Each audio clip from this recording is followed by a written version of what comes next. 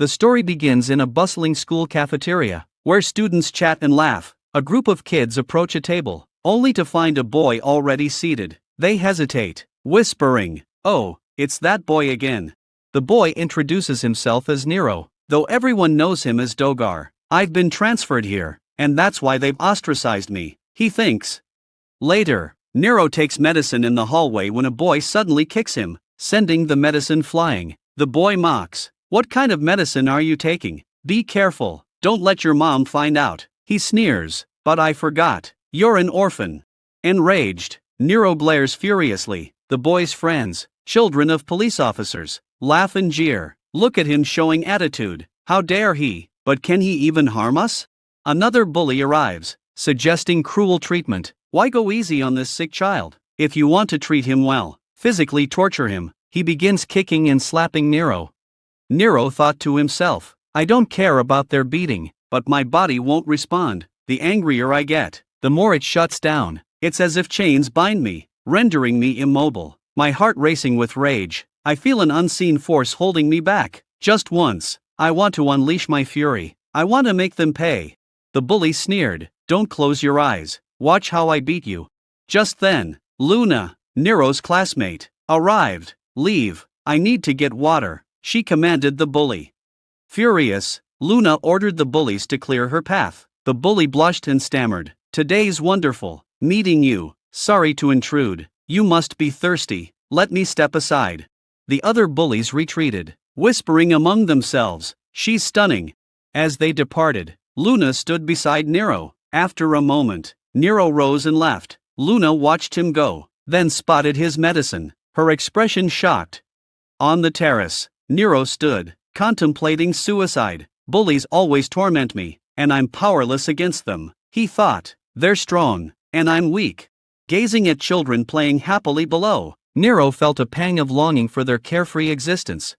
Just then, his grandmother's message arrived. "Nero, what would you like for dinner?" The simple query flooded Nero's mind with memories of his grandmother's love and devotion. She had raised him with tenderness, cherishing him as her treasure. Her unwavering care had continued even as he grew older. These thoughts dispelled Nero's dark intentions. He decided to live.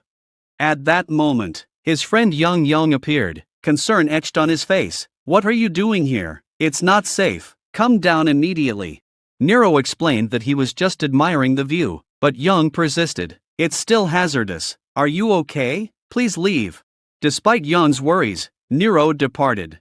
As Nero left, his friend Yang seemed troubled. In the narrow classroom, Nero quietly fell asleep. Luna observed him intently. Meanwhile, some classmates viewed a disturbing photo on their phones, a monument with a terrifying monster visible through the window. They quickly turned off their devices and calmed down a frightened girl. Luna slipped out of the room unnoticed. The scene shifted to the same monument, where the monster emerged, growling, "Find the key, find the key." It vanished into the darkness. At home, Nero tended to his wounds, applying medicine. His grandmother's voice interrupted his thoughts. "Nero, are you in your room?" Nero hastily dressed, and his grandmother entered, asking, "What are you doing inside? Shall we go eat?" Nero fabricated a story. "I've already eaten with friends."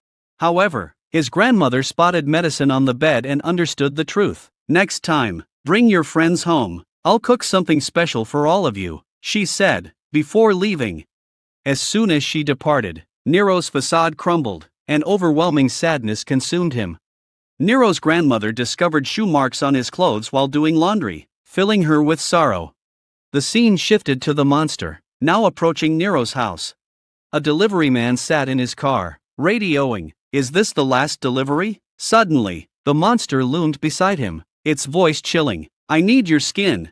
The scene cut to the next morning. Nero's grandmother cooked breakfast while Nero examined his burned face in the mirror. "My face was severely burned yesterday," he thought. "How can I show it to Grandma? She'll be devastated."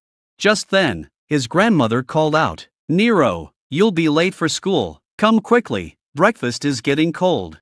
Nero emerged, hiding his face, and said, "I'm not hungry."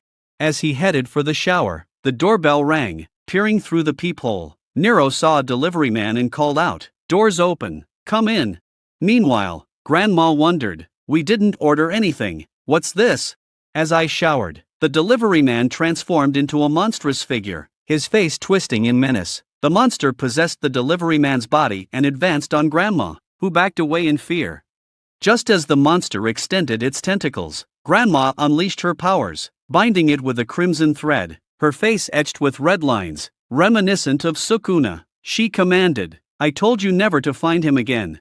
The monster struggled, snarling, "Unless I find that key, I'll destroy everything here." It rampaged, creating a ruckus that reached Nero's ears. Nero turned off the shower, wondering about the commotion. Meanwhile, Grandma muffled the monster's mouth, warning, "Don't make a sound."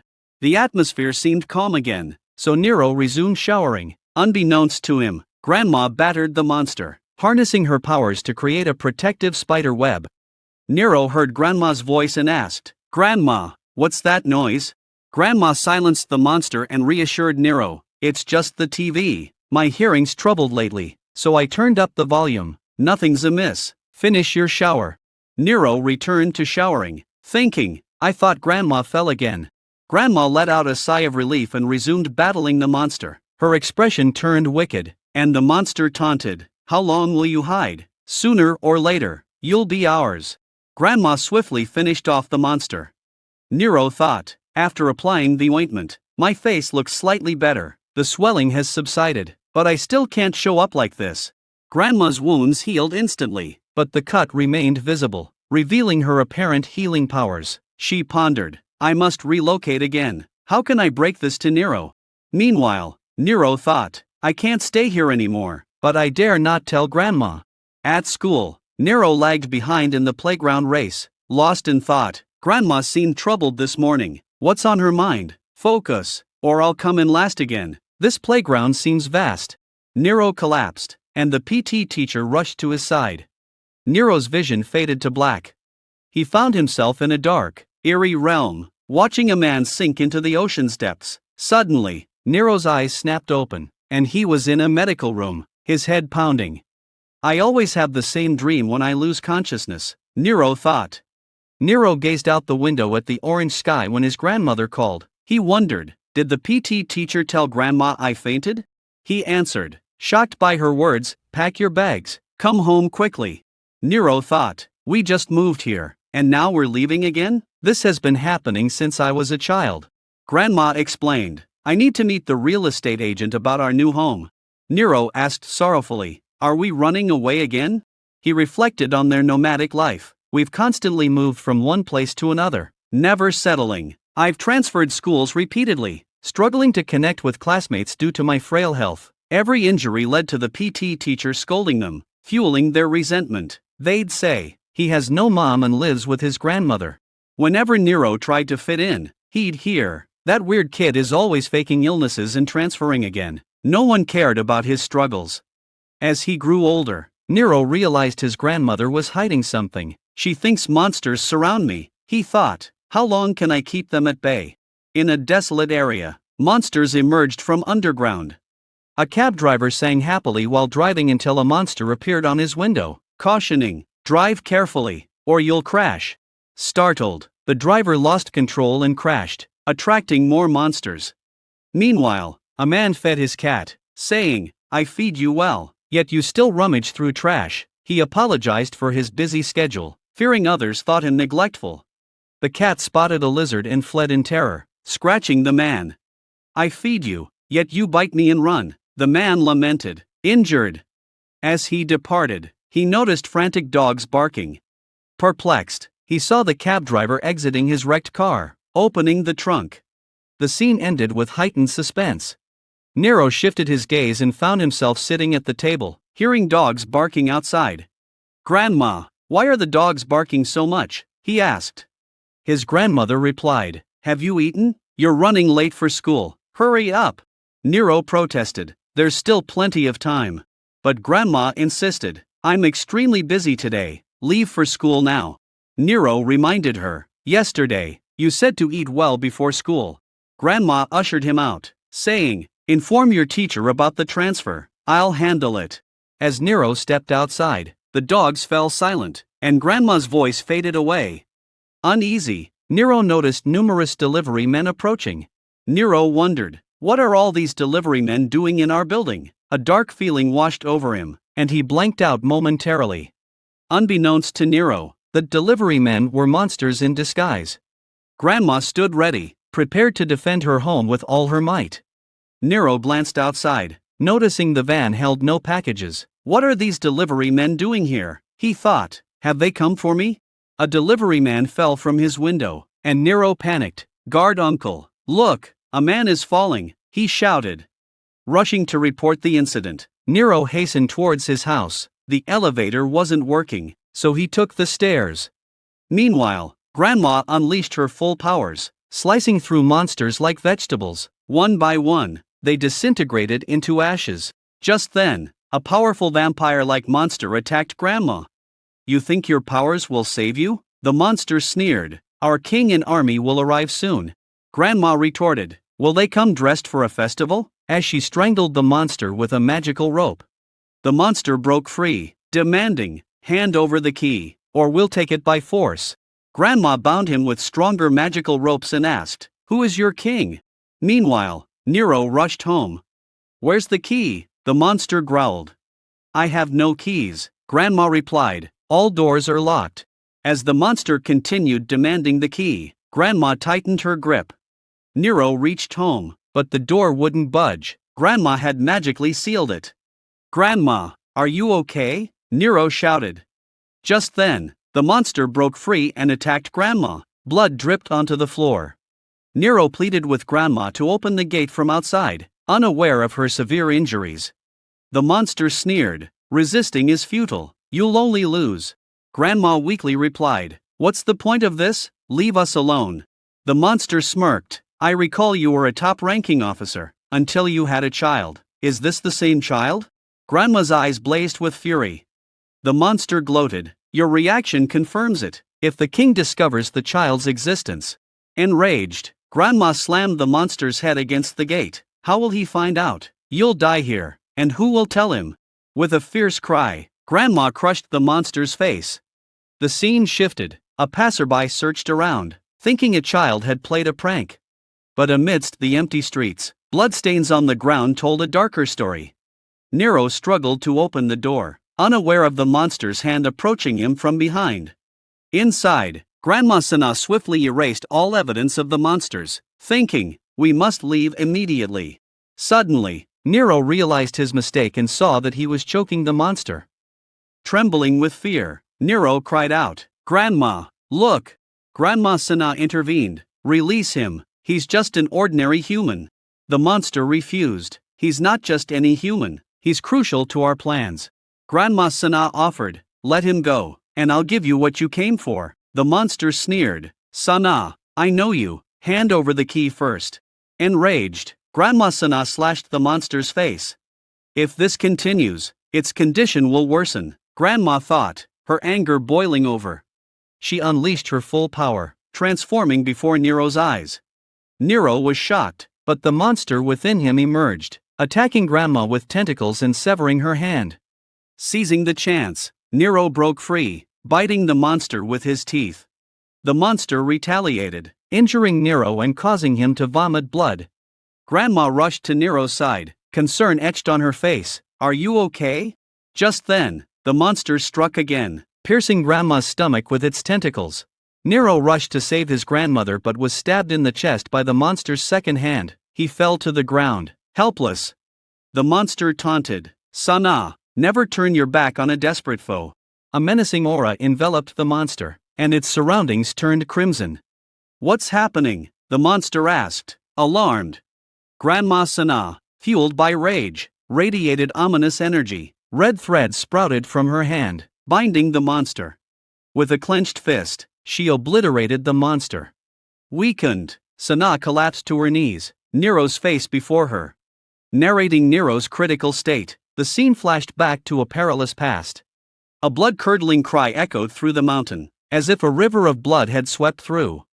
A woman screamed, Sana, take my child, leave now. Sana grasped Nero and leaped off the cliff, plunging into the sea below, seemingly lifeless. Nero, drifting in and out of consciousness, heard a familiar voice whispering, "Nero, don't die." Whose voice is this? Nero wondered, his mind foggy. The scene shifted to Nero's childhood. A classmate taunted, "Your mother's not here, you're an orphan." Nero's mother appeared, slapping the child. "Did grandma teach you this?" she asked. Nero protested, "He hit me first," but his mother didn't listen. "Stay away from that child," she warned, taking her own child away.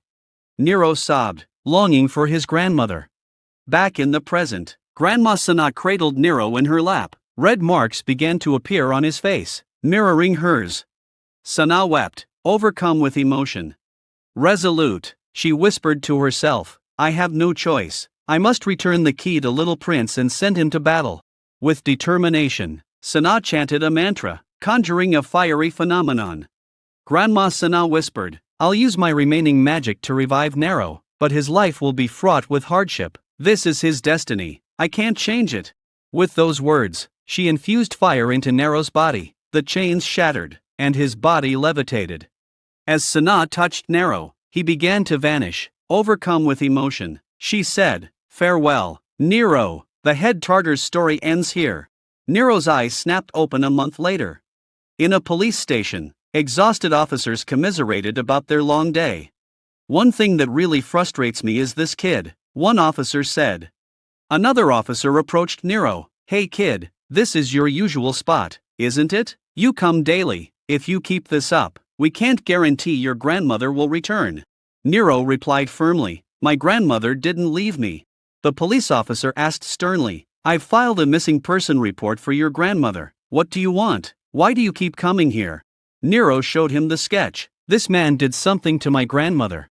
The officer's expression turned angry. "Do you think we're fools? We investigated and found no blood, no fingerprints. Lying is a crime, kid."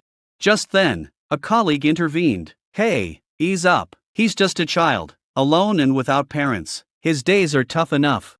Turning to Nero, the officer said gently, "Nero, go home now. It's getting late."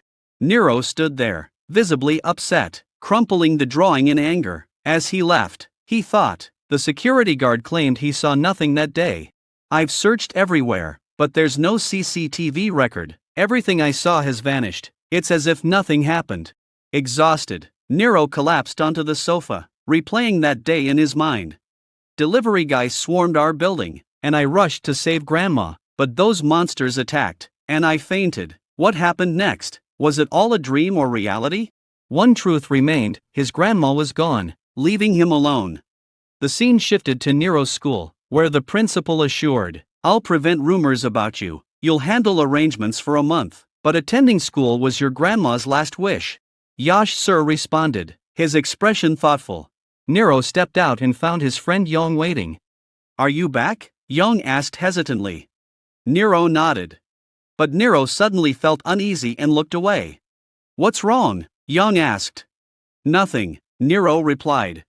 Nearby, kids whispered among themselves.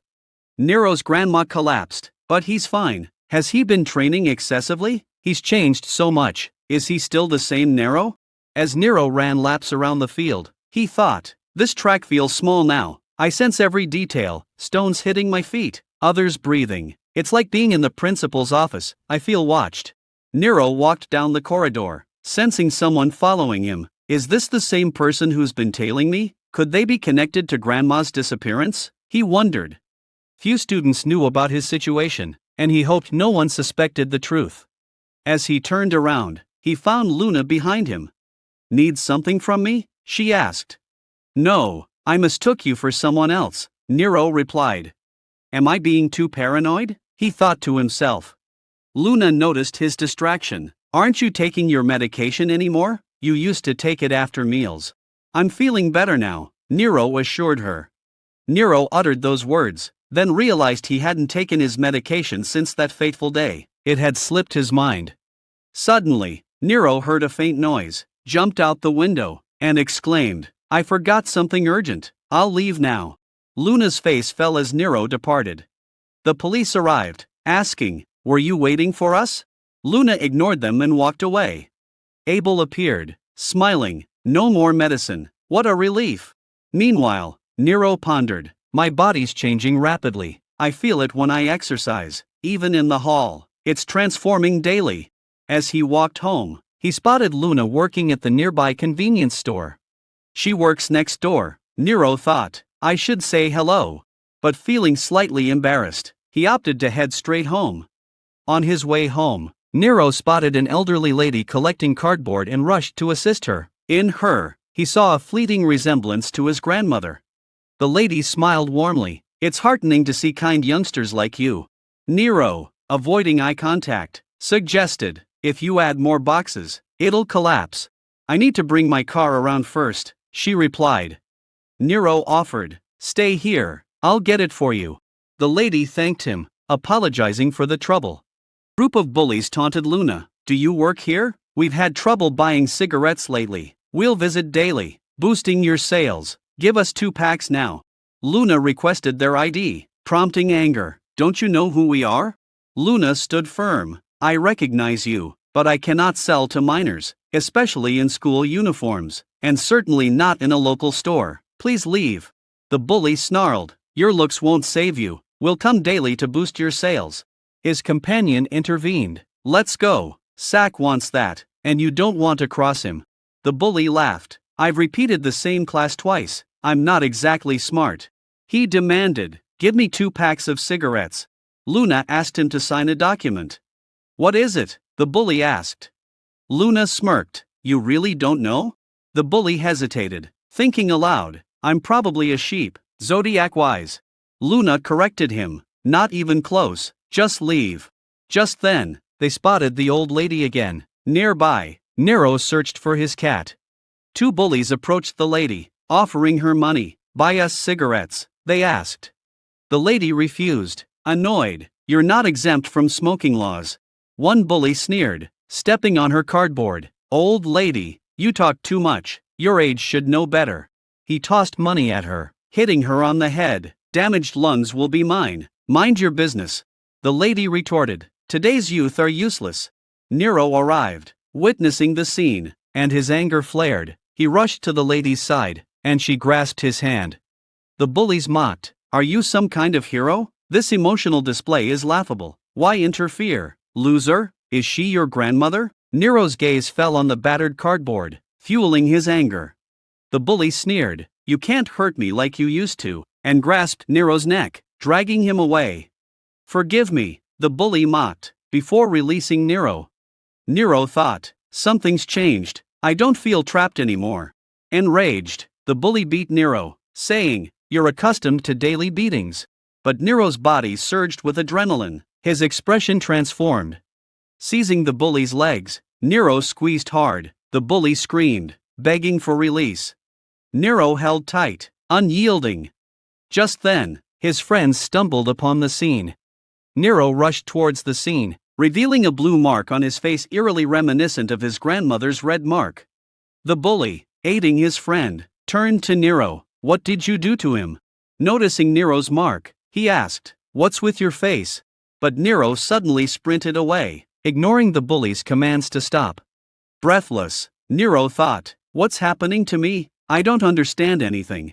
In a nearby park, Nero sat, lost in thought. I recall that monster inserting its tentacles into my stomach, but when I woke up, there were no marks. Something changed that day. I felt strange ever since, like my body isn't mine, and this power isn't either. What's suddenly happening to me? Scene shifts to the classroom, where Nero sits quietly at his desk amidst murmuring students. Somehow, that bully ended up in the emergency room with severe injuries. A student whispers. No one knows if it was an accident or a fight. Nero's ears perk up, wondering if the rumor's true, given the bully's absence. The bully's friend notices Nero and grows suspicious. How did someone who relied on medicine to survive suddenly become so strong? He approaches Nero, accusation etched on his face. Are you kidding me? My friend's hospitalized because of you. What trick did you pull last night? Nero replied, forgive me, I'm still confused since last night. The friend retorted angrily, how can you say that after putting someone in the hospital? I should have spoken up. Another student interjected, are you defending him because of his past? Who are you to interfere? Are you his guardian? The student replied, no. Enraged, the first person warned, If you're not his guardian, leave quietly before I lose control. Nero stood up, and his aura shifted dramatically. Bully thought, was he always this powerful? Why did his eyes turn blue? These aren't human eyes. It seems he didn't use a trick last night. Something within him has changed. Nero's confrontation ended unexpectedly when his adversary left without a word. Young thought, I expected a fight, but he's walking away. That's for the best. Meanwhile, Nero's transformation was striking. His eyes gleamed with an otherworldly intensity. Elsewhere, a child walked his dog, apologizing for being late. Suddenly, the dog spotted Nero and charged towards him, growling aggressively. The child struggled to calm the dog, but it refused to settle. Nero revealed his transformed eyes, and the dog's demeanor shifted instantly. It became tranquil, gazing up at its owner. The child asked, bewildered, what happened? Did you see something? Nero retreated into an abandoned building. Seeking solitude, he gazed into the reflective water, then stepped outside for fresh air. Spotting an iron rod, Nero grasped it firmly, testing his strength. No, I shouldn't, he thought, hesitating. But, transfixed by the rod, Nero began pulling it out. Nero finally yanked out the entire iron rod, hoisting it single-handedly. What's happening to me? How am I doing this? He exclaimed. This concludes the episode. If you've watched until the end, you know how captivating this series is. Now we see the bully, whom Nero had taken to the hospital, returning to school with plaster casts on his legs. The children in the class start discussing among themselves. Was the rumor true? Did he actually get into a fight? Was he beaten up by Gusong? Ignoring the conversations, the bully sits down next to his friend, who asks, are you okay? Can you walk now? Did you kick a wall that day? The bully remains silent, instead looking towards Nero's desk. His friend becomes angry and shouts, hey, have you gone deaf? The bully responds, speak softly, Nero might hear. He then starts taking out books to study, leaving his friend shocked and wondering, what's going on? In the cafeteria, two kids enjoy their food when Gusong, the blonde-haired bully, arrives. You have a lot of chicken, why don't I take some? He says, prompting them to fearfully hand it over. Gusong notices Luna and says, I thought you liked chicken, so I brought some for you. You can gain some weight, you look too thin, but you're very beautiful. Luna ignores him and walks away to sit next to Nero, asking, can I sit here? The students start whispering among themselves, wondering when Nero and Luna became close, if they're dating, and if Luna rejected Gusong. Luna gives Nero food, telling him to eat slowly. Meanwhile, Gusong watches them, growing increasingly jealous, surrounded by darkness. Next, we see Gusong beating up the same bully. Are you sure it was Nero who broke your leg? Gusong asks. The boy's friend confirms. Yes, I saw it. Nero's eyes changed suddenly, and he broke his leg in an instant. Enraged, Gusong says, you're still in this school? Everyone knows you lost to a loser. The boy defends himself, but it's not like that, if you understood Nero. Before he finishes, Gusong punches the wall and warns, has your brain also broken? Luna arrives, observing the scene, and comments, how childish.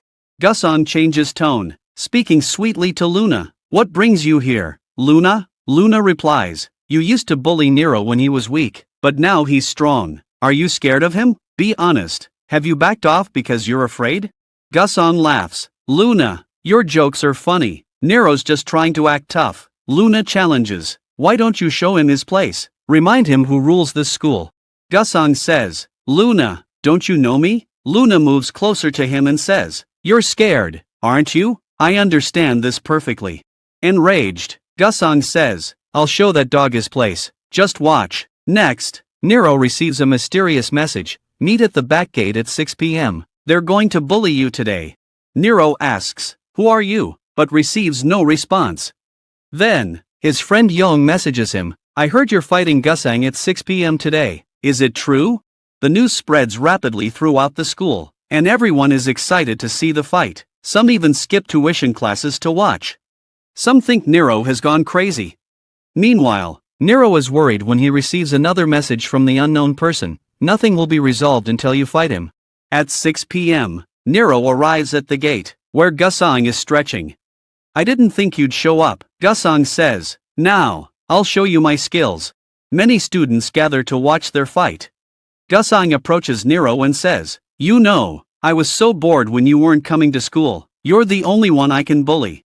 Nero thinks to himself, "Until I fight him, this won't end. I need to finish this here and now." The surrounding students comment. The weight difference between them is huge. Is Nero trying to act cool? Shouldn't we stop them? Something terrible could happen here. Gusang says, "I'm fighting you, but I feel it's unfair. I admit it. Come on, Nero, hit me first. I'm right here." You've heard the saying, whoever hits first wins. You must be angry after being bullied your whole life. Hit me first. As soon as Gusang says this, Nero punches him with such force that Gusang's face shakes, and he falls to the ground. Everyone is shocked. Nero continues to beat Gusang, punching him into the air. The students watch in awe, their mouths hanging open. Then, Nero approaches Gusang and says, "Get up quickly, I haven't even started yet." Next, we see the students' reactions. Those who witnessed the fight were terrified. Now, we see Nero, whose hands are covered in blood, relentlessly beating Gusang. Gusang pleads for him to stop. Nero approaches, saying, "I won't spare your life." We see Gusang's nose turning blue from the beating. Meanwhile, Luna watches from the rooftop, saying, "So, it's you." Next, we see someone sneaking into Nero's house. Then, Nero's friend approaches him, returning his forgotten bag and asking, "Are you okay? You seem completely different, as if you've changed entirely." The scene shifts to Nero walking home, wondering, "Have I really changed? I'm no longer the loser dog or the ordinary student I once was. I don't regret it, but I don't feel good either. Everything changed after my grandmother passed away. It seems I've accepted she's no longer in this world." Nero enters the house, turns on the lights, and drinks water. We look up at Nero's head, where a monster is hiding. Nero notices his plants drying out and inspects them closely. The monster seizes the opportunity to attack, but Nero swiftly defends himself by hitting the monster with a flower pot. It seems Nero had anticipated the monster's presence. He thinks to himself. Nero asks the monster, "I sense it, but is it one of those creatures? Who are you?" The monster attacks Nero, who defends himself, breaking the monster's hands. "You're not human," the monster exclaims before jumping out the window and fleeing. Thinking, he's not human, but smells like one, the monster escapes. Nero jumps after him, landing a solid kick that sends the monster crashing into bushes.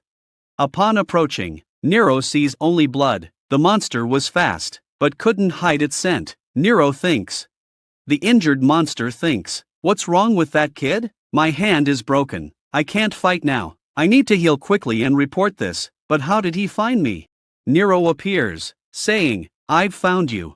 The monster throws a wooden plank at Nero, who effortlessly shatters it. The monster flees, with Nero in pursuit. Nero uses an umbrella to stop the monster, piercing its body. Approaching, Nero asks, "Who are you and why are you here?" The monster replies, "I've come for Sana." Nero recalls his grandmother's name was Sana, and the monster's words stir memories. Nero realizes the monster is talking about his grandmother. The monster continues, "We searched for Sana together, but none returned." Enraged, Nero demands, "What happened to my grandmother?" The monster asks, "Is General Headguard your grandmother?" Then, wincing in pain, it says, "I already told you." Nero presses, "Why are you all after my grandmother?" The monster explains, "Your grandmother took a key. The king wants it. We're searching for her. That's why they keep sending us to find Sana." Nero asks, "Where are your fellow monsters?" The monster replies, "On the other side of the diamond portal, but you're also a diamond." Nero mocks, "Do you think I'm a monster like you?" The monster retorts, "Fool, look at yourself. Do you think you're human?" Nero notices his reflection, revealing a blue mark on his face. He wonders, "What is this?" The monster escapes, leaving Nero puzzled. Next, we see a drunk man returning from his office, cursing his boss. The monster appears before him, but the drunkard mistakes it for a co-worker. The monster hides in a gutter. The man flees in fear. Meanwhile, Nero runs through the rain, slips, and falls. A lady helps him up, saying, "Be careful." Her son whispers, "Mom, look at his face. It's weird." Nero sees his reflection in a puddle, covers his mouth, and quickly escapes. A narrator explains. Since Earth's beginning, humans and monsters have been at war. The world is divided, and their territories have expanded. Countless victims' blood has been shed. But suddenly, the human passage door closed after the Great War. Humans became legends over time. Is this myth or truth? Uncertain. Yet, no matter how long wars last, cracks eventually appear in the boundaries. Formerly sealed entrances have become holes. A man narrates these events. The scene shifts to Nero, who rushes to the police station and asks, "Is this true?" Officers show him a video recording of his grandmother. Nero confirms, "This is my grandmother." An officer inquires, "Was she ill?" This market is known for medical supplies. Nero looks shocked, then requests the address. The officer explains, 2 months have passed, you won't find anything. Nero disagrees and leaves. Nero arrives at the vast market and thinks, where do I start? Finding that pharmacy will help. I've been taking this medicine for a long time. Why do I take it? I need to think carefully. He recalls the medicine's smell and locates the pharmacy. The owner asks, who needs the medicine? Nero replies, for Sana. The owner says, wait, and disappears inside. Nero senses something amiss and enters the pharmacy, finding the owner fleeing. Nero pursues, jumping over a wall to confront him. The owner thinks, this guy is fast, and prepares to kick Nero. But Nero reveals, she was my grandmother. The owner halts, asking, what did you just say? Nero repeats, she was my grandmother. The owner explains that Sana bought medicine for Nero, a stress-reducing agent that controls demonic powers. This allowed you to live a normal human life, he adds. The monster sensed humans sent from you because of this medicine, the owner continues. There are demons like you, Nero, with weakened powers. You must take this medicine to survive in the human world. Nero learns the truth about his heritage and the reason for his unusual abilities. Nero asks, does this medicine prevent me from becoming a monster? The owner replies, what do you think? Why can we speak the human language? It seems you were raised as a human, unaware of being a demon. Nero wonders, did Sana track the gap and hide the truth about this child? Who is this child? Nero requests, tell me about my grandmother. The owner begins. Sana was the greatest warrior in the demon kingdom, a general guard close to the queen. One day, king's brother, Khan, trained an army and attacked the palace. It was the most terrifying day. Viking tried to save them, but everything burned to ashes. The king and queen were killed. Khan sacrificed thousands to achieve this. Survivors of that war came to our world, where humans live. After arriving here, Sana found me, and we went into hiding. Khan sought to eliminate all surviving Demon Kingdom individuals, including you. Nero realizes, that's why you fled when you saw me. The old man explains, as a demon hunter, I knew Khan's forces sought Sana. She possessed something hidden, frequently changing locations. Yet, she consistently came to me for medicine. I grew concerned when she stopped coming, as her supply must have run out. The old man asks Nero, did something happen to her? Nero's eyes well up with tears. The old man warns, they won't stop coming until they find what they seek. Now that your grandmother is gone, they'll target you. Nero reflects on his isolated past, having no friends or companions. He says, I'm ready, I won't run. I wanted to end my life, but now that same reason keeps me alive. Whether I'm demon or human, I don't care. My assassin is dead. I won't hide like before. A narration begins. The dimensional gap links the human world. We see King Khan, enraged, asking, how many soldiers have I sent there? His aide replies, thousands of monsters, but none returned. I thought they'd capture Sana, but unfortunately, they perished. That's why it's called the entrance of death. Khan declares, I'll reopen the entrance. Do humans think they can face us? I'll destroy their world without a scratch on my body. His aide warns, Your Majesty, reconsider. The human world is vast and unpredictable. Our forces may not. Khan interrupts. Silence. I'll demonstrate my power. Prepare the army. Leaving them alive serves no purpose. Sana must have given the key to the former king's son, whom we previously tried to kill. Khan orders. That child is an opportunity for us. Send people to find him. He'll lead us to the key. The portal. once closed, is now open. Remind them of cold fire, the one who never dies. The scene shifts to Nero, packing his grandmother's belongings. He remembers a forgotten photo frame, and upon seeing it, he smiles, thinking, I don't care who she was or where she came from. To me, she'll always be the grandmother who raised me with love. Nero's emotional moment is interrupted by a knock at the door. He senses something ominous, foreshadowing the conflict to come. The scene shifts to school, where Nero hesitates before class, thinking, looks like the fight between me and Sank has spread throughout school. Hope no weird rumors have started. Upon entering, classmates greet him warmly, leaving Nero perplexed. A friend explains, everyone feared Sank, but now, thanks to you, they don't have to face him. Let's grab snacks after class. Luna arrives, saying, Nero, meet me after school. Nero asks, why? His friend intervenes, don't worry, he'll come. Nero asks his friend, why are you answering for me? His friend clarifies, I knew this day would come. You two were spotted together in the cafeteria. Congratulations, you're now a normal kid. The scene shifts to Sank, hinting at impending conflict. Sank, enraged, says, those kids must have spread the rumor about me getting beaten. How dare that dog gain the courage to hit me? A dog can always be beaten, but now it's learned to bite back. Sank storms off, confronts Nero's friend, and demands, from now on, you'll be my dog. When his friend refuses, Sank slaps him, asking, are you undermining me? Do you think a weakling like you can harm me? Sank brutally beats his friend, but the latter fights back, infuriating Sank further.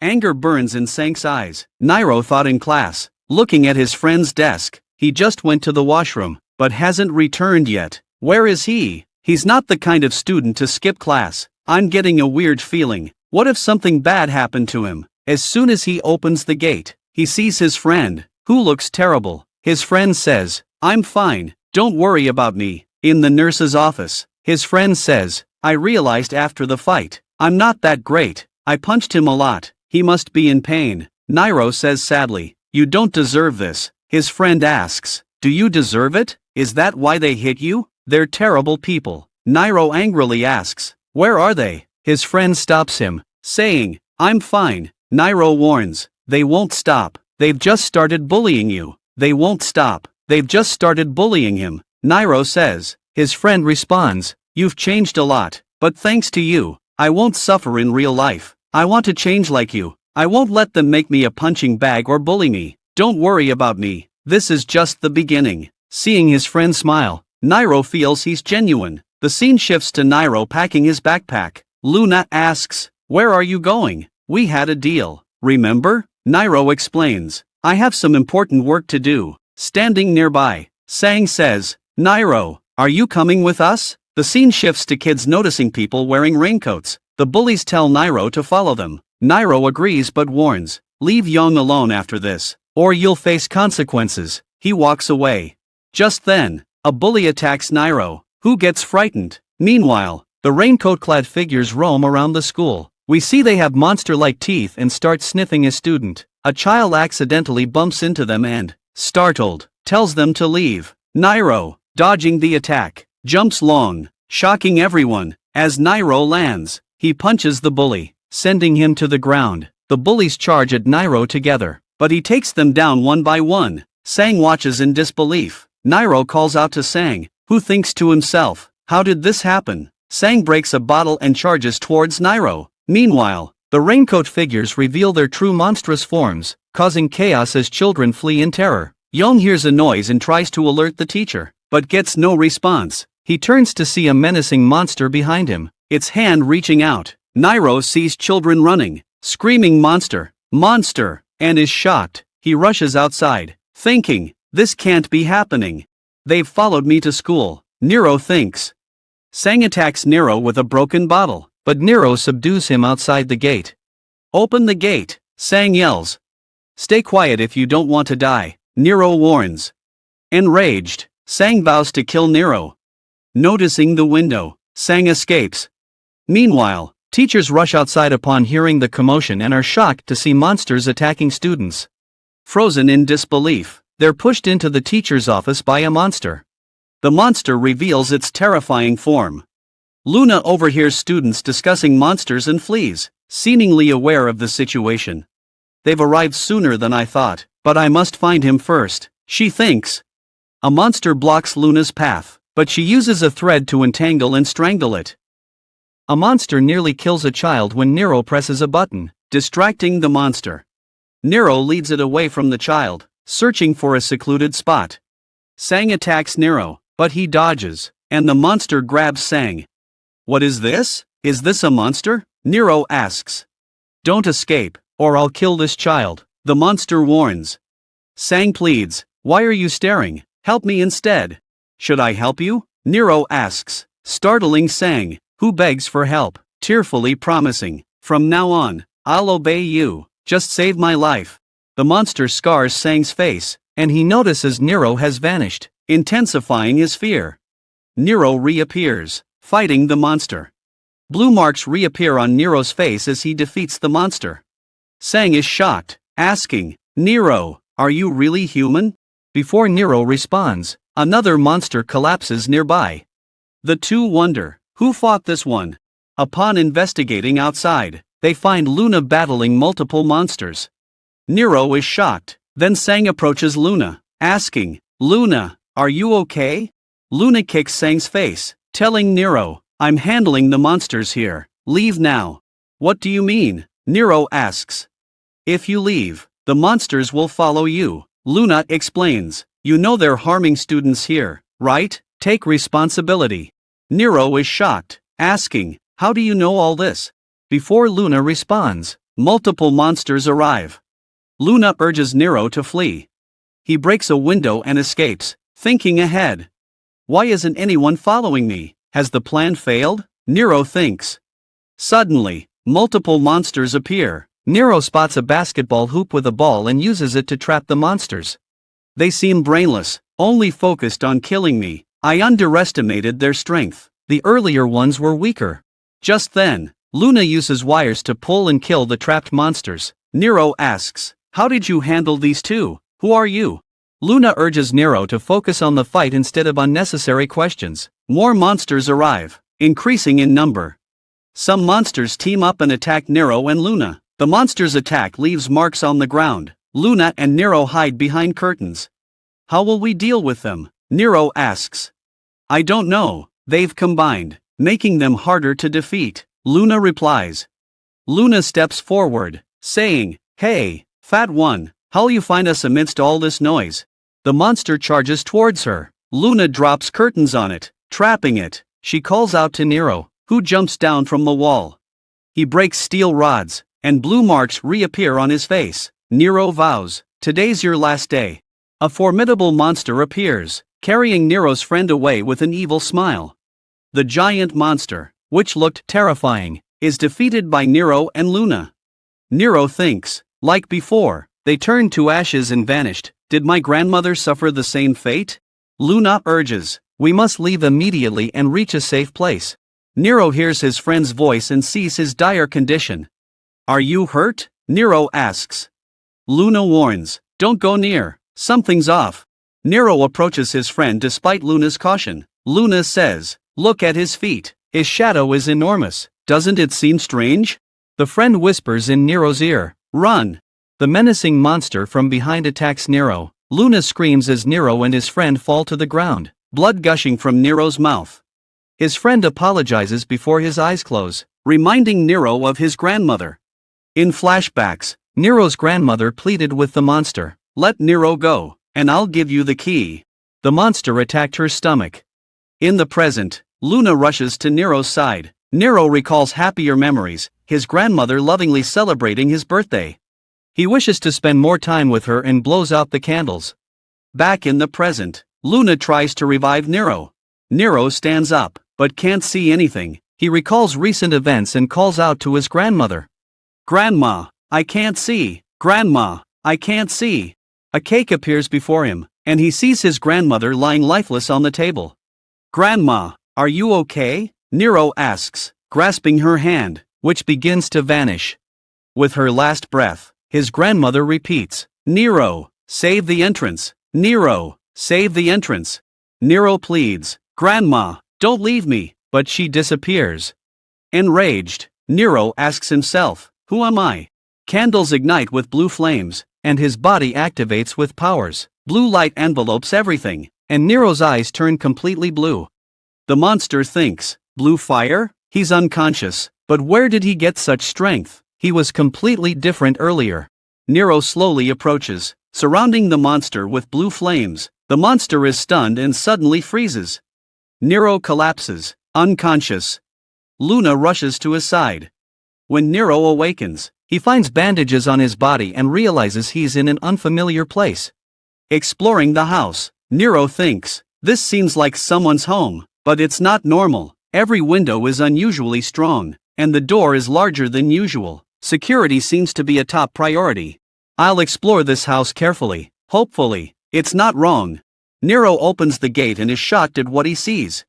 Nero enters a room filled with weapons, looking ominous. He hears music, becomes alert, and cautiously approaches the sound with an axe. As he attacks, he sees Luna, freezes, and they both scream. Nero stares at a painting, lost in thought. Luna approaches, saying, "I thought you were sleeping." Nero wonders, "Who is she?"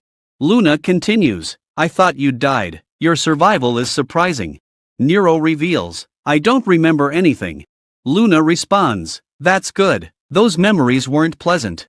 Luna says, "This is good news. Those memories weren't pleasant anyway." Nero thanks Luna for saving his life, speaking shyly. Luna smiles, "You're flattering your savior. I accept your thanks." Nero asks, "What about my friend?" Luna reassures, "I expected you'd ask. Your friend is safe and receiving treatment. Don't worry." Nero sat beside Luna, saying, "This is great news. Knowing this gives me new life." Luna thought, "Is he crying?" and suggested, "Let's eat first. After all, it's not my fault I haven't eaten since yesterday." Nero got up to leave, prompting Luna to ask, "Where are you going?" "I'm going home," Nero replied. "I can't stay with someone I don't know." Luna asserted, "You can't leave." Nero warned, "If I stay, you'll be in danger too." Luna countered, "Your physical condition is poor. If you want to leave, you'll have to knock me out first." Nero attempted to punch Luna, but she dodged, grabbed his hand, and pinned him to the ground. "Did you think you could defeat me in your condition?" Luna asked. Nero responded, "I had only one family, my grandmother, but she's gone now. After she left, I gained this strange strength that I don't understand. Because of me, monsters attacked my school, injuring many students." Luna replied, "I'm your guardian, here to protect you." Nero acknowledged, "My guardian." Luna continued, "I know it's hard to believe, but you must stay strong for now. That's your top priority. You're my first guest, and I've taken the time to cook for you." Nero noticed, "Is something burning?" Luna rushed to the kitchen, where her stew had burnt completely. "Would you still like to eat this?" Luna asked. Nero declined. Luna teasingly said, "Fine, starve then. I cooked especially for you. When you fainted, I brought you here, thinking you'd enjoy my cooking, but during our argument, my stew burned. Whose fault is that?" Nero asked, "Do you have any ingredients left?" Surprisingly, Nero skillfully cooked a delicious meal in no time. Luna asked, "How do you know cooking?" Nero replied, "My grandmother taught me." Luna inquired, "Were you close to your grandmother?" Nero nodded. Luna asked, "What was your grandmother like?" A news report appeared on screen. Breaking news: monsters attack high school. Some believe the incident was staged, while others think it's an alien invasion. Children watching the video gasped as it suddenly disappeared. A secret meeting convened, where a man reported, "We deleted the video immediately, but eyewitnesses have already seen it. We must contain this story." Another man added, "We've identified a child with apparent powers in multiple videos." "Who is this child?" someone asked. "He's a student from the affected school, currently under protection at a secure location," came the reply. The meeting head instructed, "I need to meet this child immediately." Nero shares with Luna, "My grandmother was kind, but when she scolded me, she seemed terrifying. Despite my complaints, she never blamed me for my mistakes." Luna interrupts, "You're safe here." Nero responds, "I'm relieved. But I have important work to do. Luna asks, aren't you curious about their identities? Nero asks, shocked, Luna, did you know about the dream monsters too? Luna says, follow me, and leads him out, where a bodyguard awaits. Luna instructs the bodyguard, I'll take him to where all his questions will be answered, and he'll learn how much strength he needs to fight those monsters. Nero looks stunned. Luna takes Nero to a large building and explains, this is TGDCAM, the Great Defense Command Against Monsters, a hidden organization protecting power users like us and teaching us to fight monsters. As they enter, Nero asks, did you know about my powers? Surprised by the building's grandeur, Nero wonders, is this really a hidden organization? Luna responds, must an organization be hidden? Nero observes, this building seems ordinary. Luna teases, if you walk so slowly, I'll leave you behind. Nero asks, do you call those creatures monsters? Luna responds, yes, we've fought them for years, and monsters is the best name we have. As they approach the elevator, a girl exits, wearing the same uniform as Nero. He thinks, this is my school's uniform. The three enter the elevator, and Luna presses the up button. Nero asks, surprised, aren't we going down? Luna laughs. The girl gazes intensely at Nero, leaving him stunned. The elevator stops at the 15th floor, revealing a lab with chemicals and people training. Luna says, Aaron, it's been a while, why don't you introduce yourselves? They enter a room filled with cameras, and their head observes them. Aaron pulls out a weapon from her guitar case, loading it and aiming at Nero. Luna intervenes, shocked, Aaron, what are you doing? Aaron responds, you know the rule, never lower your guard around weapons. Nero thinks, this is serious. Luna exclaims to their head, sir, what's going on? This wasn't the plan.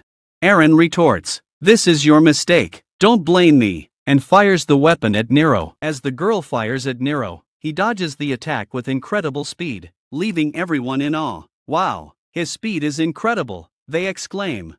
The girl continues firing, but Nero effortlessly dodges each bullet and approaches her. He kicks the gun out of her hand, causing her to fall. Nero takes advantage of the opening and escapes, leaving the girl behind. Suddenly, two blades emerge from the smoke, but Nero dodges them with ease. Aaron had launched the attack using her weapon.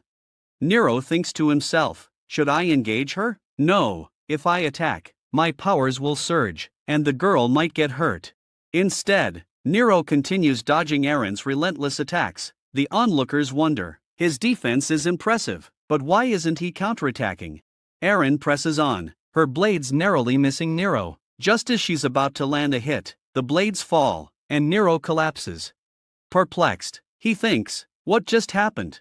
It turns out Luna intervened, stopping Aaron's attack. Luna reprimands Aaron, I told you, that's enough, do you think I'm here to watch? Aaron departs, leaving Nero and Luna to report to headquarters. Their boss asks Nero, you didn't attack, are you hiding your strength? Nero remains silent. Luna angrily interrupts, boss, this has gone too far, it wasn't part of the plan. The old man responds calmly, I was just assessing Nero's skills to gauge his power. Nero explains, I only reacted to her attack, I didn't want to hurt Aaron. The old man warns, you're underestimating Aaron, monsters will also target you, as they hunt individuals with powers. Nero acknowledges, I know. The old man continues, monsters seek to invade our dimension, eliminating powerful users like you, who pose obstacles to their plans. Luna tries to intervene, but the old man stops her. To defeat these monsters, you'll require training and advanced weaponry, which we can provide. But first, prove yourself, he says. A message appears on the TV, and the old man exits, concluding the meeting. Nero asks, do we have to obey those monsters? The old man replies firmly, we've been fighting them for years, we must unite to eliminate them. The scene fades to black. As Nero and Luna walk away, Nero notices Luna's somber expression since the fight. Nero spots Aaron standing outside the elevator and learns she's a 19-year-old agent. Luna reveals she's also an agent, brought to the company as a child due to her early power development. Nero compares Aaron to Luna, but Luna warns, don't underestimate Aaron. She may look cute, but she's a devil behind that face. Nero recalls finding empty weapon racks in a room in Luna's anger. Luna reminds Nero of Aaron's attack and Nero's doubts. Doctors rush a mysterious patient, and Nero thinks, "Who is this? I've seen them before." The scene cuts off. In another dimension, General Commander Shin trains intensely, showcasing exceptional sword skills that can cut through mountains with a single strike. The king appears, concerned about monsters invading their realm. Shin reassures the king, "We'll protect our realm." The scene ends. King's General Commander Shin reports to the king, "No monsters have returned." Shin reassures the king, "We have sufficient soldiers, our time will come." The king responds urgently, "We don't have time, the entrance will open someday." The scene shifts to the medicine market, where Grandpa prepares medicine.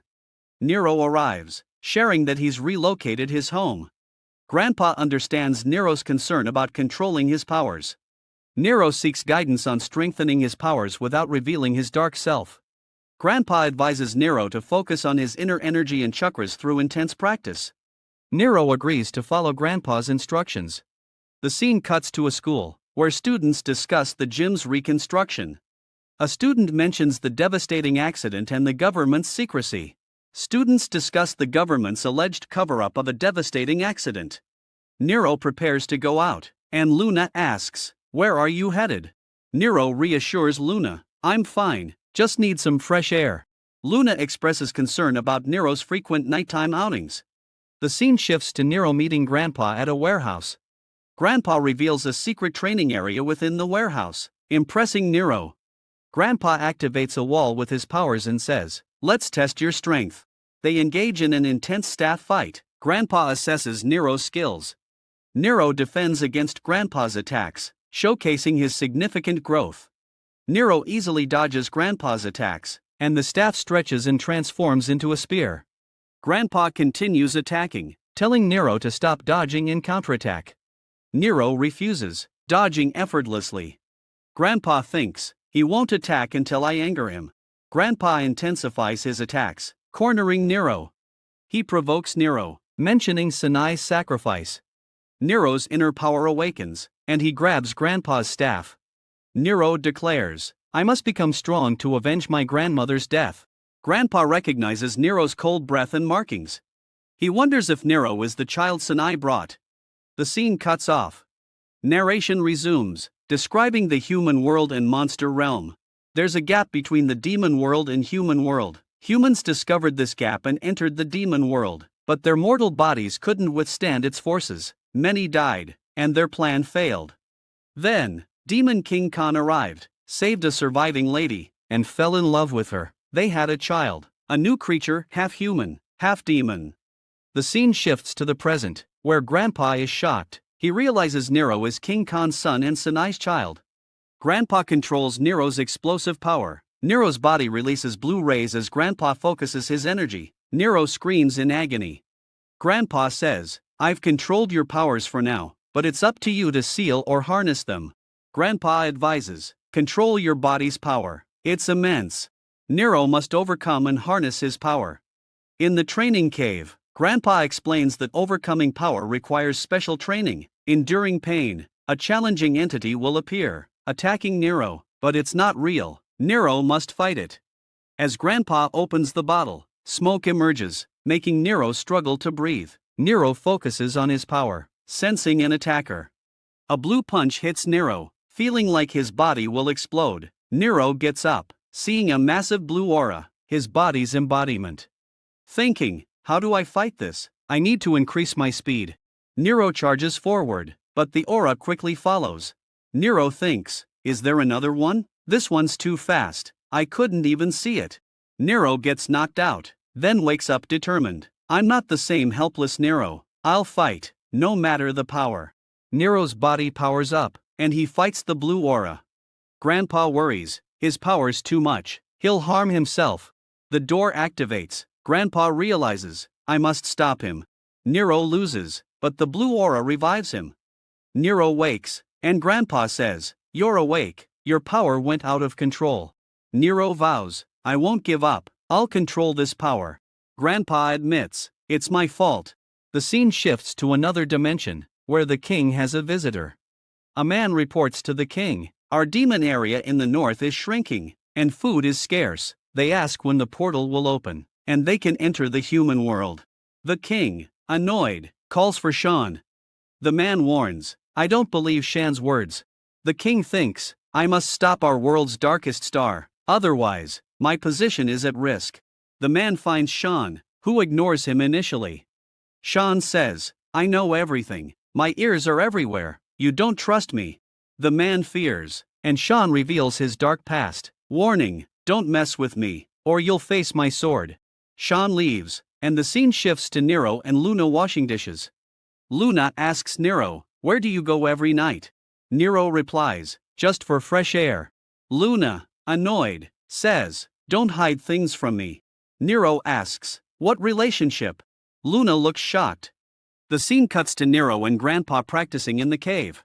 Nero fights the blue aura again, impressing Grandpa. Grandpa thinks, he's the king's son, who ruled the world. Nero discovers his powers: speed, strength, fire, ice, and dying flame. Nero enters full power mode, ready to fight. Nero realizes he must gain full control. He thinks ahead, recognizing this as the strongest momentum. "I need to defeat him first." Nero quickly punches Momentum, but it has no effect. Momentum touches Nero's face and says, "I've found you," before knocking him away. Nero thinks, there must be a way to defeat him. "I need to find it quickly. If I let my guard down for a second, I'm done." Just then, the statue attacks Nero, making him realize they're all working together to kill him. This attack seems like a test, but something feels off. Grandpa watches from above, thinking, Momentum has completely changed and is dominating the fight. Momentum attacks Nero, who uses the earth to defend himself and counterattacks. Momentum blocks Nero's attack, but Nero lands a decisive blow, breaking Momentum's crown. His powers begin to return. Finally, Nero's powers are fully restored. "Now I understand Grandpa's words." Nero punches the ground, declaring, "This is my true power." The embodied men shatter, and their power merges with Nero. Grandpa is shocked. The scene shifts to the next day at headquarters, where training begins. Their objective is to reach the 10th floor. Their goals are: 1. Find the shortest route. 2. Avoid murder and property damage. 3. Complete within an hour. Luna focuses on beating Aaron. As the race starts, Luna makes a long jump, quickly reaching the top of the building. "I'll win," Luna tells Aaron. Aaron jumps ahead of Luna. As the girl struggles to advance, another girl pulls out a gun. An announcement interrupts, stating that agents cannot use weapons during training. The girl, upset, sits on the ground and cries. Meanwhile, Luna urges Aaron to move forward, suggesting they use the building for support. Aaron responds, "How embarrassing that you need support." Their game is being monitored by a leader, Guk, who comments, "These girls are talented and motivated to eliminate each other." Guk inquires about a child brought in earlier. Dr. Sol, a researcher, leads him to see something. Training alone won't suffice, Guk says. "We need a larger budget for advanced weapons. Monster threats require high-power solutions, but we must prioritize close-quarters training to avoid harming civilians." Guk notices Nero's friend and asks if it's the child from the school gym. Dr. Sol explains that the child, initially declared dead, showed life activity during cleanup and was brought here for treatment. The leader is shocked, asking if the child is now fully alive and if they've regained consciousness. Dr. Sol replies that waking him might work. Guk suggests careful care, hoping the child might bring good news in the future. Nero's friend's fingers move, indicating signs of life. The scene shifts to Nero sneaking out at night for training. Grandpa observes, thinking, "Last night, I saw exceptional powers in this child, and they've controlled them. Should I test him?" Grandpa throws spinners like Nero, which chase him. Nero dodges the attacks.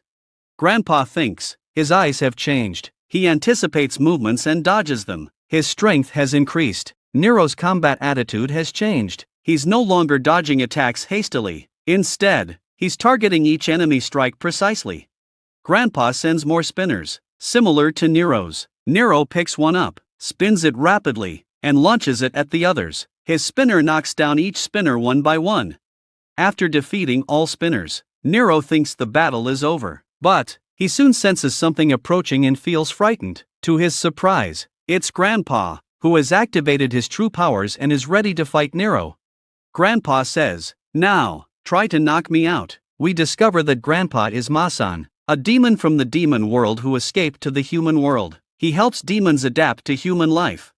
Grandpa instructs Nero to attack him. Nero thinks, strong monsters can grow in size, but what kind of power does Grandpa possess? I must uncover his powers. With determination, Nero unleashes his full strength against Grandpa. Nero flies backward, crashing to the ground with a mix of frustration and determination etched on his face. He quickly recovers, attacking Grandpa with renewed ferocity. Grandpa, unfazed, retaliates with a massive slap, sending Nero crashing down again. "Now you understand I'm invincible with my powers activated," Grandpa declares, his voice dripping with confidence. Nero, seething with anger and pain, clutches Grandpa's hands, but Grandpa breaks free, choking Nero with an air of superiority. With a surge of adrenaline, Nero summons his full power, pushing Grandpa back. Grandpa's eyes narrow, his shirt tearing as he vows, "This time, I won't spare you."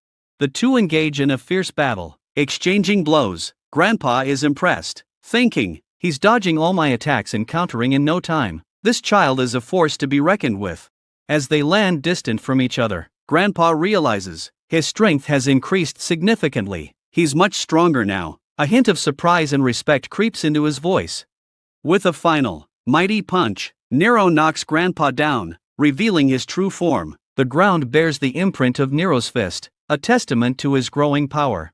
Grandpa's shock is palpable as he thinks, even in combat, this child retained his divine side. He's ready now. A mix of awe and trepidation crosses his face. Scene shifts to next morning. Luna wakes up to a pleasant aroma, her expression softening into a gentle smile as she rises from bed.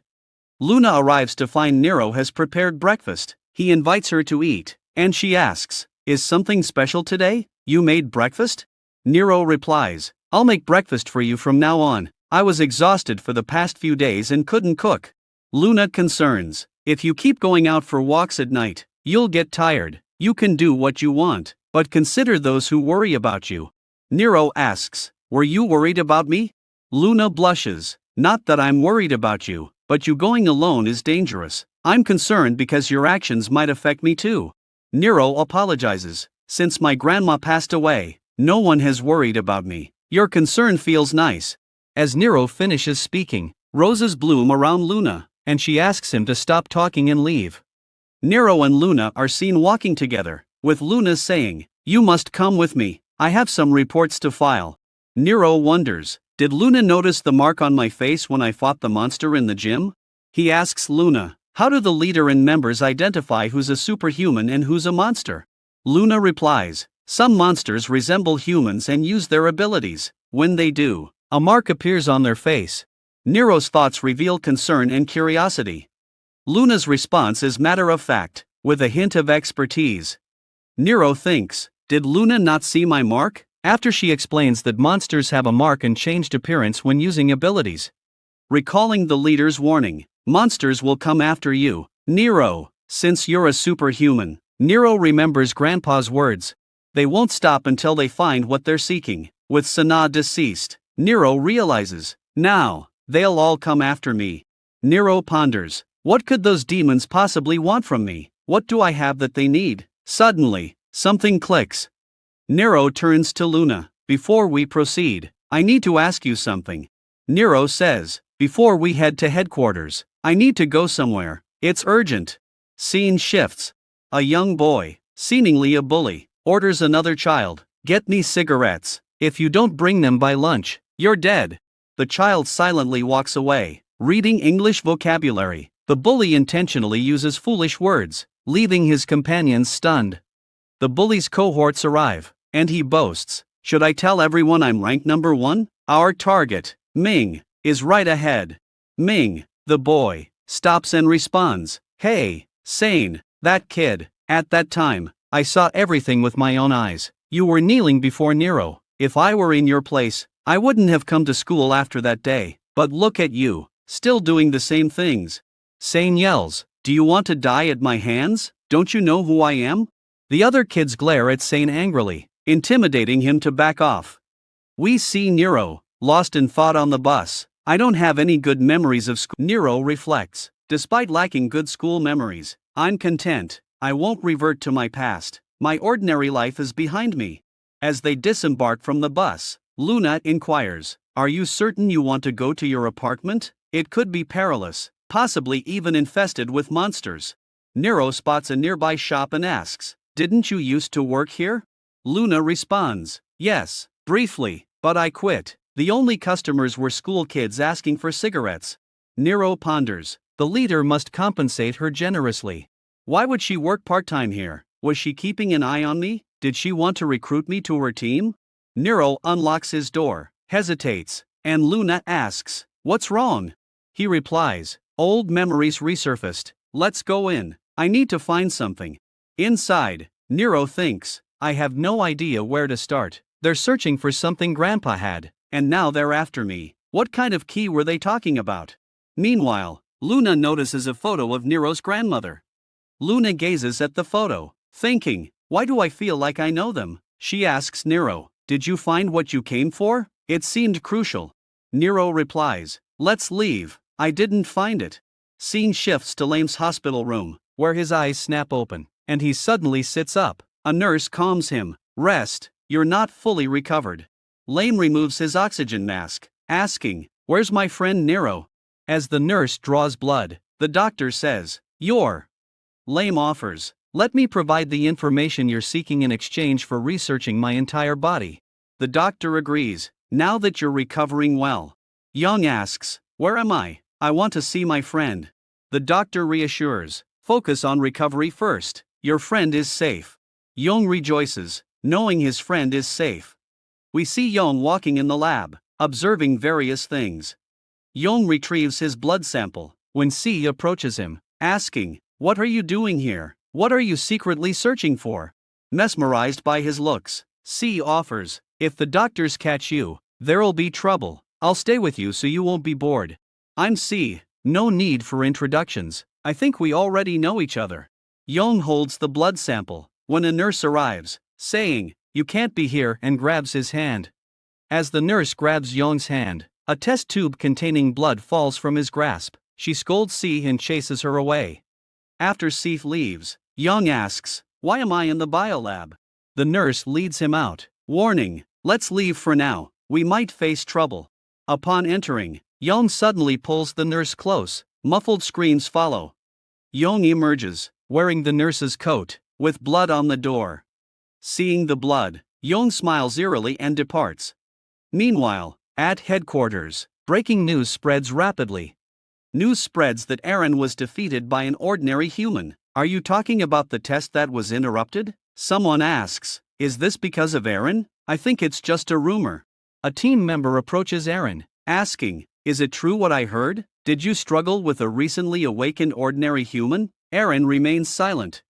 The member wonders, "Did she ignore me?" Just then, Nero arrives, prompting the member to exclaim, "The devil's name was mentioned, and he's here. I want to see what's special about him."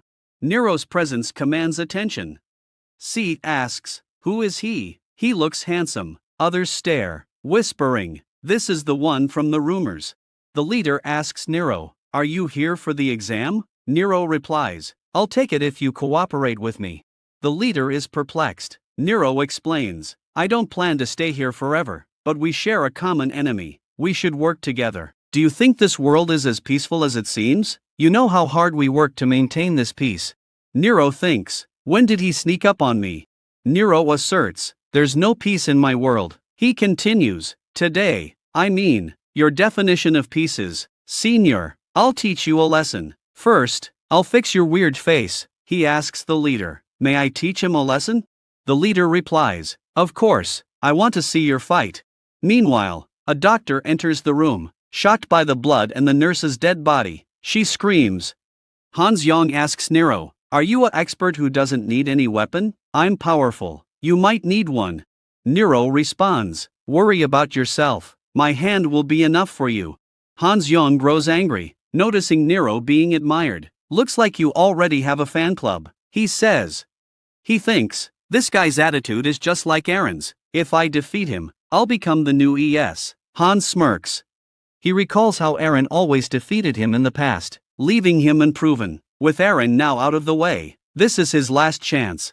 Determined, Han swiftly approaches Nero and whispers in his ear, "What do you think of me now? I'm nothing like you." Han's Young boasts, "I'm the fastest here. No one can match my speed. You can't even see me. How will you catch me?" He rapidly circles, attempting to strike Nero, but Nero effortlessly dodges and counters with a punch, sending Hans crashing to the ground. Leader and Doctor are stunned. Doctor asks, "Did he attack with his eyes closed?" Leader explains, "Human eyes have limits. No matter how strong you are, your visual capacity can't keep up with Han's speed." Nero stands calmly, eyes still closed, leaving everyone bewildered. It seems he was born with this special sense, replacing his vision entirely, the leader observes. Nero is relieved that the blue markings didn't appear on his face this time and that he controlled his powers successfully. Aaron thinks, "He's changed so much since our last encounter." The scene shifts to Young, who witnessed the fight. A staff member approaches him. "Are you new to the medical team? I've never seen you before. What's with the blood on your coat and the life name tag?"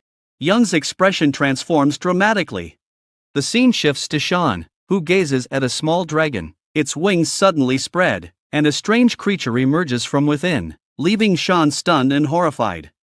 He says, "Controlling someone's body and mind is an incredibly terrifying ability. This is the real horror. Everyone must be waiting for darkness to spread across the world." We see Young, who had eliminated the staff, surrounded by an eerie aura, as if his body was possessed. See Hansong, whose condition worsened with just one punch, helping Nero win the match. Luna approaches him, saying, "Why worry about Hansong? Our M1 team will heal him."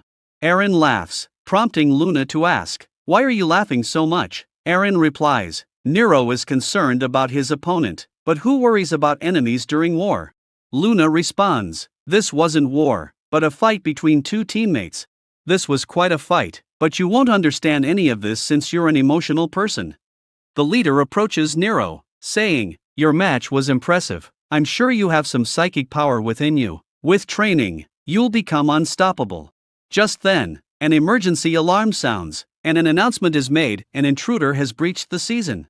Everyone is shocked, and Nero thinks, "Is it possible that someone has infiltrated?" But that's impossible, given the robust security outside. This must be a monster's doing. Have they followed me here? The leader instructs the comma team to take their positions and orders non-team members to safely evacuate to the secure area. As everyone moves to their positions, Nero offers to fight alongside the leader. However, the leader declines, directing Nero to the safe area instead. Nero insists, "My strength will be useful," but the leader explains, patiently reasoning with him. Then, the enemy approaches. Luna says, "Nero can't go to the safe area since his name isn't registered. I'll accompany him." Siha arrives, saying, "I'll go with Nero." The leader instructs Luna to take her position and orders Siha to escort Nero to the safe area. Siha smiles, reassuring Nero, "Don't worry, I'll take you to the safe area." Meanwhile, others focus on their tasks. An agent discovers a staff member's corpse and reports it. Siha reveals to Nero, "Long ago, monsters easily infiltrated this place. Monsters haven't attacked here in years, but our M1 team will protect us." Nero worries, "Why is this happening? Coincidence? Unlikely. What's behind this?" Young arrives, embracing Nero warmly. "What brings you here?" Young asks, relieved. Nero responds, "I'm just glad you're safe." Siha inquires, "How did you arrive?" Nero asks, "Do you know him?" Siha shares, "We met at the clinic, trapped together." Young teases, "Now I've got two handsome friends." Young becomes serious, "No time for small talk. You heard the announcement. We must leave immediately." Siha reassures, "Don't worry, I've got this. Siha will guide you to safety." The leader witnesses a chilling scene on CCTV, a medical team member attacking staff. As they zoom in, they're shocked to see Young, his eyes cold and detached. They quickly track his location. Meanwhile, Siha leads Nero and Young to a secure area, her expression calm and determined. After fetching water, she leaves them alone. Young asks, his voice trembling, "Are we truly safe here?" Nero wonders, Luna said Young was being treated in a secure area. Why is he here? Nero inquires, concern etched on his face. Were you badly hurt? Are you okay now? Young's eyes cloud over, his voice emotional. Everyone thought I died, but the A1 medical team saved me. His words convey the weight of his ordeal. Nero assures, you're fine, I'll protect you now. Young's friend retorts, will you protect me? Are you worthy? You forgot your actions led to my condition. Nero looks stunned. Siha returns with water. Young thanks her. The scene shifts to the leader, who discovers Young's location. Nero and Siha are also in the safe area. The leader notes, the CCTV footage shows the trio conversing. A team member suggests, I'll send agents immediately. The doctor warns, it's futile since Siha activated safety mode. Outsiders can't enter now. The man protests, will you abandon them? There are patients and civilians inside. The leader responds, weighing the dire situation. The leader instructs, let's focus on observation for now. Siha turns to Nero and says, this is fascinating. She glances at Young, adding, he looks unwell. Siha wonders, why are they both suddenly so calm? Did something happen between them while I was getting water? Did they fight over me? She thinks, which one should I choose? Young matches my ideal type, and his outfit suggests he's intelligent. But why the new clothes? And why the bloodstain on his coat? Siha inquires about the blood, and Young responds, a lamp broke, causing the stain. You saw it, didn't you? That's why we got into trouble. Siha is terrified by Young's transformed appearance. His eyes have changed completely. Nero intervenes, gently pushing Young away. Now? Nero asks, what happened to your hand? Upon seeing Ged, Siha understands the situation and activates her weapon, attacking him. However, Young suddenly disappears. The scene shifts to the doctor, who inquires, could this be telepathy? It appears that the monsters controlling the students are the same ones from the school. Another agent is shocked, asking, are you suggesting that monsters are now controlling humans like parasites? The leader responds, we have healed the monster capable of parasitic behavior. The doctor adds, Young was a unique case. Researching him seemed prudent. He could have been valuable in the future. The leader suggests, perhaps Nero can capture him. If we capture him alive, it will be beneficial. The scene returns to Siha, where Young reappears. Siha observes, you seem to possess an extraordinary ability. Nero steps forward, saying, stay back. This person isn't the Young who was my friend. He seems like a monster hiding his identity. Sei responds, I want to fight too. I've been excited for this battle. Young laughs, asking, are you genuinely excited? Should I explain what excitement truly means? He vanishes again, leaving Nero and Sei concerned. Suddenly, Young attacks Sei from behind, prompting Nero to intervene. Young unleashes his powers, attacking him and sending him crashing to the ground. Meanwhile, Nero is questioned. What did you do to Young? Nero's friend intervenes. Nero, can you hear me? I'm confused, my body seems to be moving on its own. Nero is shocked. Young pleads desperately. Nero, please save me, I don't want to die. The monster within Young taunts, can you find me? Sei retaliates, I've found you, and launches an attack. As Young counters Sei's attack, the blow inadvertently strikes Nero, sending him crashing into the wall. The leader observes the fight, noting, it appears they require assistance. The doctor inquires, should we intervene? The doctor cautions, you're going alone, and I've already warned you, the door is locked from the inside. The leader confidently asserts, there's no door in M1 that I can't open. Upon reaching the gate, the leader attempts to unlock it using the master key, but it refuses to budge. A team member suggests, is the door broken? Should we call the facility team? The leader reassures, the door isn't broken, there's an internal barrier, that's why it won't open. Meanwhile, Sei and Nero try to confront Young together. Young taunts Sei, your attack is too reckless, Nero will die because of you.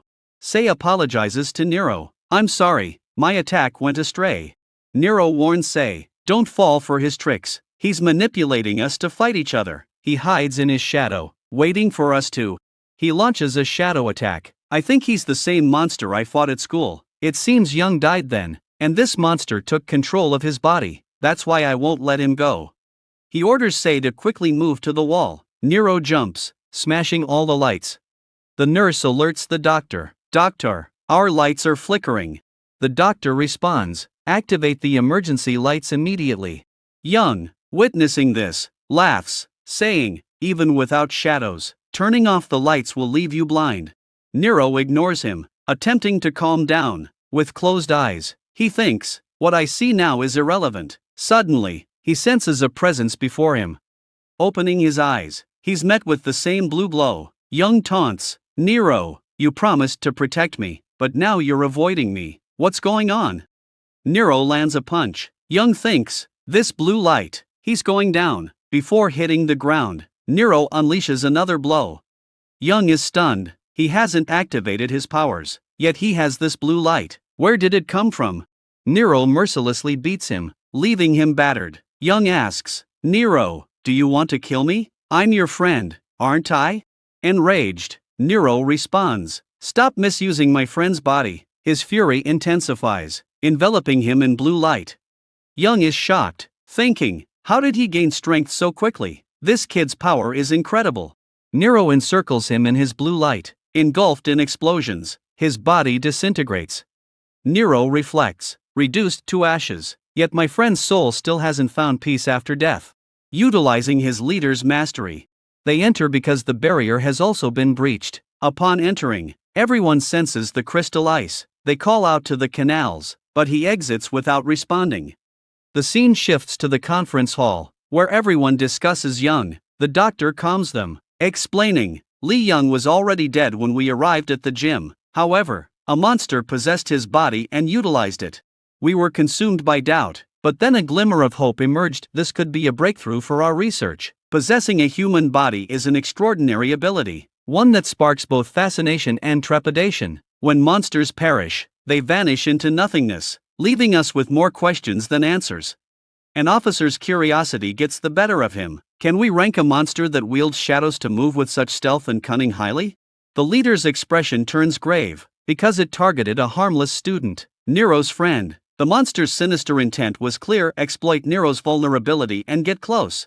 A haunting question lingers: why are they obsessed with Nero? Nero's thoughts are filled with unease. The monster was stalking me, using Young's body. The terror is unbearable.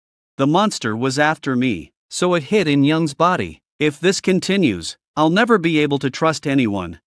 Nero approaches Aaron, who asks, why were you so hesitant when killing it? With your skills, you could have finished it in one blow, saving Shay from harm. Nero, filled with grief, says, Young was my friend. Aaron grasps his hand, but he was a monster, determined to destroy us all. Nero jerks his hand away, just as Luna arrives, saying, Aaron, stop your nonsense. Even if he was a monster, he was in Nero's friend's body. You can't understand the pain of killing your own friend with your own hands. Aaron retorts, if you want to play with your friends, go somewhere else. This isn't a place for hesitation before killing.